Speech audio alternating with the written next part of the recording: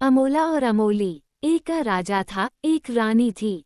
उस राजा को बहुत दिन तक संतान की प्राप्ति नहीं हुई। उसने दूसरी शादी की, लेकिन उससे भी उसे संतान की प्राप्ति नहीं हुई।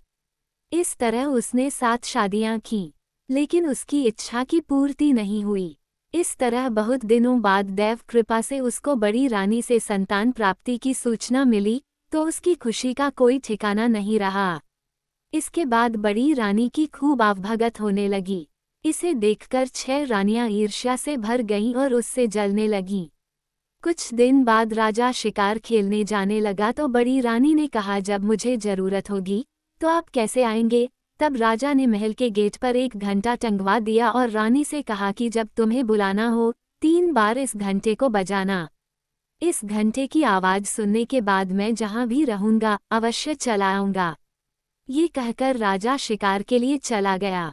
6 रानियां तो पहले ही जली भुनी बैठी थीं, क्योंकि बड़ी रानी को अधिक मान सम्मान मिलता था। बड़ी रानी थी भी बड़ी सीधी। तो 6 रानियों ने विचार किया कि क्यों न बड़ी रानी से घंटी बजवाकर परीक्षा ली जाए कि वह आते हैं कि नहीं। तो बड़ी रानी से कहकर घंटी बजवा दी, तो राजा कुछ देर बाद पहुंच गया। उसने पहुंचकर पूछा कि क्या बात है। तो 6 रानियों ने कहा कि आप आएंगे कि नहीं, इसी का परीक्षण करने के लिए ये घंटा बजाया। इस प्रकार दूसरी बार भी ऐसा किया। राजा फिर आया और पूछा, तो वही जवाब रानियों ने दिया। उसके बाद राजा चला गया। जब रानी को प्रसव पीड़ा हुई और राजा को बुलाने के लिए घंटी बजाई गई, तो राजा नहीं आया। दैव योग से रानी ने जुड़वां बच्चों को जन्म दिया, एक लड़का और एक लड़की। सभी रानियों ने साजिश के तहत बड़ी रानी के साथ छल किया। उन्होंने उसकी आंख पर पट्टी बांध दी थी, जिससे उसे कुछ पता न चले। उसके पास ईंट पत्थर रख दिए और बच्चों को कुम्हार के आवा में फिंकवा दिया। बड़ी रानी को कुछ पता न चला और जब उसे कहा गया कि उसने किसी बच्चे को जन्म नहीं दिया, तो वह दुख के कारण बेहोश हो गई। इधर जब राजा आया तो उसे भी यही बताया गया कि रानी ने किसी शिशु को नहीं, बल्कि ईंट पत्थर को जन्म दिया है। राजा को लगा कि बड़ी रानी ने उसे झूठी उम्मीद दी और 6 रानियों की सलाह पर उसे महल से निकाल दिया गया तथा उसे दंड के रूप में कौवाहकनी बना दिया। इधर जब कुम्हार आवा जलाने के लिए गया तो उसे बच्चों के रोने की आवाज आई। उसने आश्चर्य से देखा तो उसे 2 बच्चे मिले। दोनों बहुत ही सुंदर थे। उसने अपनी पत्नी को बुलाया। उसके पास कोई संतान नहीं थी, इसलिए दोनों उस बच्चे को पाकर बहुत खुश हुए और बहुत प्रेम से उन्हें पालने लगे। एक दिन बच्चों ने एक घोड़े को देखा और कुम्हार से जिद करने लगे कि उन्हें भी घोड़ा चाहिए। अब कुम्हार परेशान हो गया कि वह घोड़ा कहाँ से लाए। तब उसने मिट्टी का एक घोड़ा बनाया और उसको चमड़े का लगाम लगाया। बच्चे इस घोड़े से खेलने लगे। एक दिन वो नदी के किनारे घोड़े को लेकर गए और कहने लगे, माटी के घोड़ा चामे के लगाम घोड़ा पानी पी।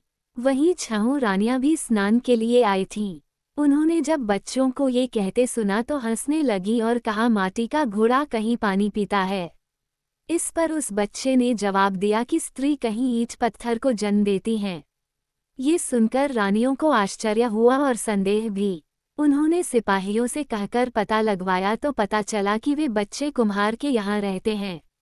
इस पर रानियों ने राजा से कहा कि कुम्हार के बच्चों ने उनका अपमान किया है, इसलिए उन्हें दंड मिले।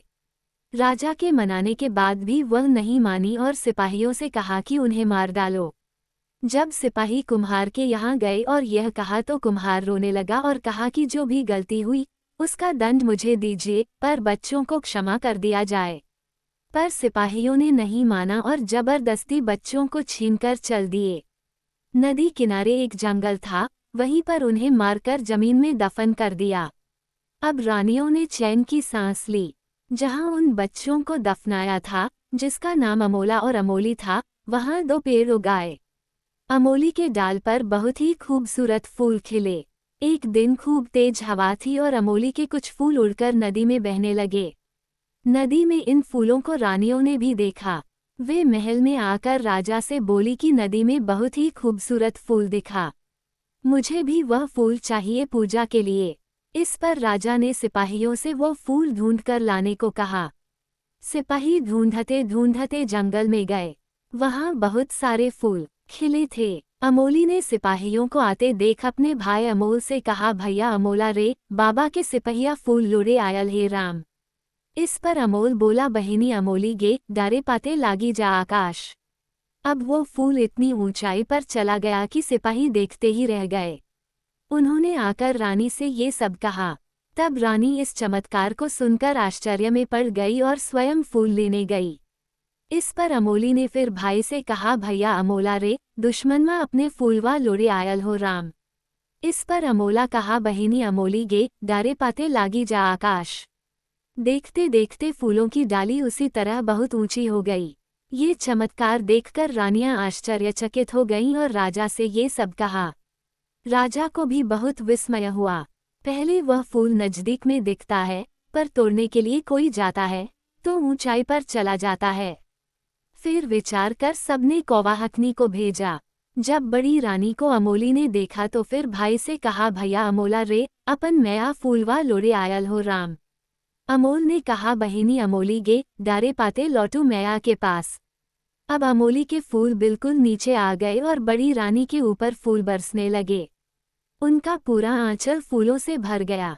जब वह महल में पहुंची तो सबको बहुत आश्चर्य हुआ कि ये फूल इसे इतनी आसानी से कैसे मिल गए। रानियों को बहुत चिढ़ हुई और सबने विचार कर कहा कि यह पेड़ ही कटवा दिया जाए। जब सिपाहियों ने पेड़ काटा तो वहां से 12 वर्ष का एक बालक और एक बालिका निकले। ये देखकर सिपाहियों में खलबली मच गई। वे दौड़कर राजा के पास पहुंचे। जब राजा और रानी वहां पहुंचे तो उन दोनों की सुंदरता पर मुग्ध हो गए। सभी रानियां आपस में ही कहने लगी कि यह मेरा है, मैं ही इन बच्चों की मां बनूंगी। इस पर राजा ने कहा कि जिस रानी का दूध उन बच्चों के मुंह में जाएगा वही उनकी मां होगी। कोई भी रानी उन बच्चों को दूध न पिला सकी, पर बड़ी रानी उन बच्चों को देखकर इतनी ममता से भर गई कि उनके स्तन से दूध बहने लगा। राजा ने कहा कि इन बच्चों पर बड़ी रानी का ही अधिकार होगा। तब अमोला और अमोली ने अपनी सारी आपबीती सुनाई, जिसे सुनकर राजा हैरान रह गया और 6 रानियों को फांसी का हुक्म दे दिया। रानियों का ये सारा सच बाहर आ गया और सभी उन्हें घृणा की दृष्टि से देखने लगे। 6 रानियां रोते हुए माफी मांगने लगीं। फिर बड़ी रानी के कहने पर राजा ने उन्हें फांसी की सजा नहीं दी, किंतु आजीवन कारावास का दंड दिया। अब बड़ी रानी महल में वापस आ गई। अब राजा और रानी अपने दोनों बच्चों के साथ महल में सुखपूर्वक रहने लगे।